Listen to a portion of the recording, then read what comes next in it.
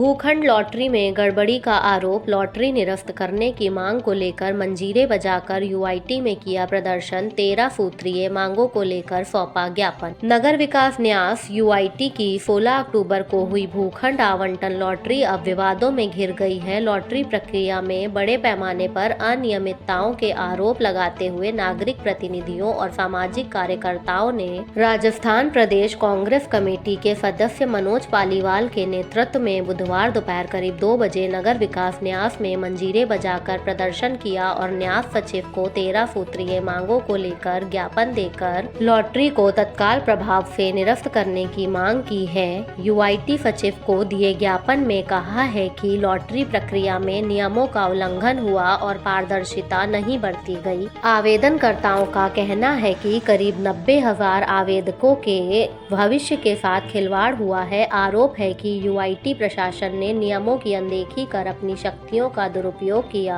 और आवंटन पत्र देने की जल्दबाजी में पारदर्शिता को दरकिनार कर दिया। शिकायतकर्ताओं ने मांग की है कि पूरी लॉटरी प्रक्रिया को रद्द कर पुनः निष्पक्ष लॉटरी करवाई जाए, साथ ही जिम्मेदार अधिकारियों पर जांच कर कार्रवाई की जाए। उन्होंने चेतावनी दी है कि यदि प्रशासन ने कार्रवाई नहीं की तो जन आंदोलन शुरू किया जाएगा और आम जन को न्याय दिलाने के लिए संघर्ष किया जाएगा। आज हमने विगत 16 अक्टूबर को जो यूआईटी के द्वारा 3081 भूखंडों की लॉटरी निकाली गई, उसमें जो विभिन्न तरह की अनियमितता बरती गई, उस विषय को लेकर के यूआईटी सेक्रेटरी महोदय को 13 सूत्री मांग पत्र सौंपा है और हमने मांग करी है कि इन मांगों के ऊपर निर्णय किया जाए। इन्होंने सबके गलत तरीके से उस लॉटरी को जांचा नहीं। 41 कर्मचारी फार्मों को चेक करने के अंदर लगे हुए थे, लेकिन उन्होंने भी कोई गलती को नहीं पकड़ा। इससे साफ प्रतीत होता है कि इस लॉटरी प्रक्रिया के अंदर अनियमितताएं हुई है। किसको भूखंड खुला, किसको भूखंड नहीं खुला, उस विषय पर हमारी चर्चा नहीं। जिस अनियमितता को लेकर के आपने लॉटरी निकाली, उस विषय को लेकर के हम यहाँ हैं और उस व्यवस्था जो बुकलेट उन्होंने दी, उस बुकलेट के अंदर उन्होंने कहा था 10% प्रत्येक श्रेणी के आरक्षित भूखंड निकाले जाएंगे। जो नहीं निकाले, प्रत्येक श्रेणी की योजनावार 8 योजनाओं की अलग अलग लॉटरी निकाली जाएगी, वो उन्होंने नहीं निकाली। और जो विवादित कर्मचारी रवीश जी श्रीवास्तव 16 तारीख से विवाद में चल रहे हैं, उनको आज दिन तक कार्य मुक्त नहीं किया गया। इस योजना से भी उनको हटाया नहीं गया। केवल जुबानी जमा खर्च से बीजेपी नेताओं को और अखबार के अंदर अपनी विज्ञप्ति जारी कर दी गई। लिखित में अभी तक आदेश नहीं निकाला। सेक्रेटरी महोदय ने कहा है आज अभी हम उनका आदेश निकाल देंगे और उनको लंबी छुट्टी पे भेज देंगे।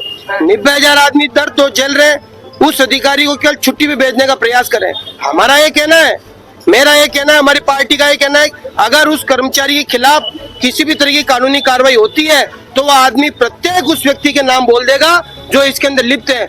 मुझे पूरी शंका है, भीलवाड़ा से लगा करके जयपुर की सड़क तक रुपयों से इन्होंने व्यवस्थाएं करी, मैनेजमेंट किया है। रवि जी श्रीवास्तव पृथ्वी के ऊपर की जैसे दूरी है, उस तरीके से भ्रष्टाचार की दूरी के रूप में उभर करके सामने आए।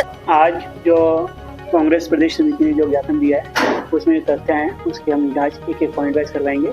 हमने ओएसडी जो हमारे हैं आरएस अधिकारी हैं चिमनलाल मीना जी, उनको इसका प्रभारी बना दिया है। जिला स्तरीय समिति कलेक्टर साहब की अध्यक्षता बन चुकी है। तो जो भी इश्यूज इसमें आए हैं लॉटरी से संबंधित, तो उसमें पूर्ण परीक्षण करके ही हम इसकी आगामी कार्रवाई करेंगे। अभी हम इसके फॉर्म की सॉर्टिंग करवा रहे हैं। 3081 निकले हैं, तो उसके बाद जो जिसमें कमियां पाई जाएंगी पहले हम अपनी तरफ भी करेंगे किसको डुप्लीकेट आवंटन हुआ है और उसमें क्या फॉर्म में कमी पाई है उसको पूरा करके फिर हम आगे की प्रक्रिया शुरू करेंगे। मेरा निवेदन है आप लोगों से, 90,000 पूरे राजस्थान में पहली बार इतना बड़ा यूआईटी में भी इतना बड़ा प्रोग्राम हुआ है। हमने पूरा ट्राई करा है ऑनलाइन हो, तो इसमें ऐसा नहीं है। और जब इतने बड़े स्तर पे होता है तो हम इसे देखेंगे कहाँ गड़बड़ है। हो सकता है कई बार एप्लीकेंट ने फॉर्म भरते हुए दिक्कत करी हो, तो हम उसको भी निरस्त करेंगे। तो इसमें पूरी प्रक्रिया का पालना करी जाएगी। सर निरस्त की जाएगी या नहीं? निरस्त नहीं होगी, ये सरकार डिसाइड करते हैं, हम कहने वाले कोई नहीं है। तो इसमें हम कोई कमेंट नहीं करेंगे। इसमें निरस्त का ऐसा कुछ नहीं है। अगर कमी पाई जाती है तो संशोधन करा जाएगा।